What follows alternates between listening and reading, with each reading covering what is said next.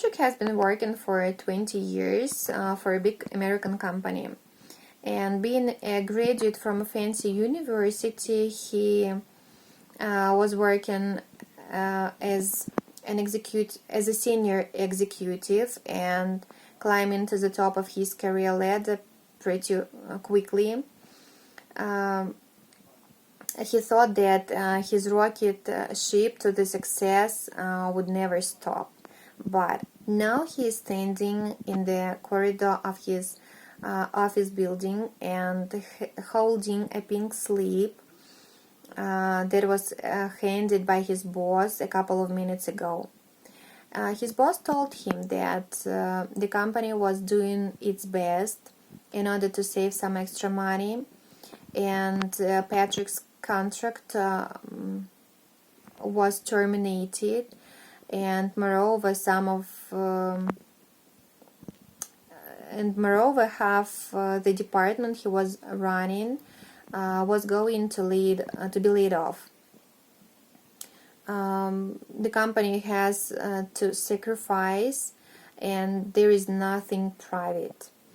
Of course, Patrick has something to lose. He has 3 kids and a mortgage.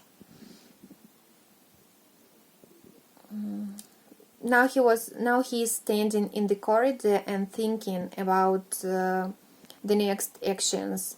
Should he go and look for another job at once after leaving the office? Of course, he is glad that he will get golden parachute, and he could invest some of his money in stocks, or he could go on vacation with his wife and kids, because he hasn't been on vacation for a long time. So he has worked for a company for 20 years, and he has no time for rest. Now he remembers his first day when he came here.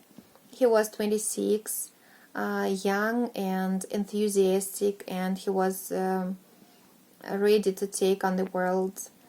After a dozen of interviews, a few employers were ready to offer him a job, but he wasn't ready to take their offers because he was looking for a dream job. One day he saw this job in a local business magazine, and it was promising for him. A decent salary, good insurance benefits, and other perks. So he decided to apply for a job and send them his resume and cover letter. The next week, he was called by the secretary and invited for an interview. The interview wasn't too long. He answered questions and told about his academic achievements, general background, and his internships. And at the end of the interview, he was surprised. He was offered the job right there on the spot. His boss told him that he was the best candidate so far, but he had to work. He would have to work really hard in order to prove his ability to handle their responsibilities. That was how he landed his job. Since then, he has been promoted for several times, and eventually he has become the head of marketing and sales. His typical day started at 7 o'clock. He checked the emails and responded to the most urgent ones, and it seemed to him that he worked 24/7. He had a cup of coffee and headed to his office, where he ran a financial report, gave a product presentation, arranged meetings, went to the business meetings, and returned phone calls, and when he came home, he had a lot of things to do because they had departments in different time zones. Several times he was exhausted and sleep deprived and overworked. His parents were worried about him very much.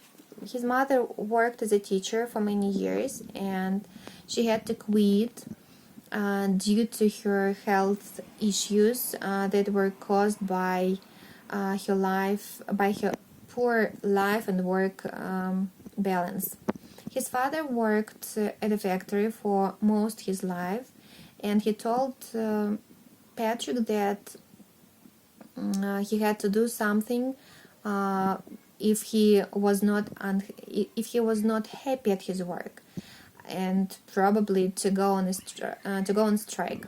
But of course, Patrick couldn't go on strike because corporate white collar America didn't take pity for those who were tired, and even taking a day off in the middle of the week was frowned upon in the environment. Of course, when things became unbearable, Patrick would take sick leave, but then he would come back again on Monday. And he could never think that everything would end up like this.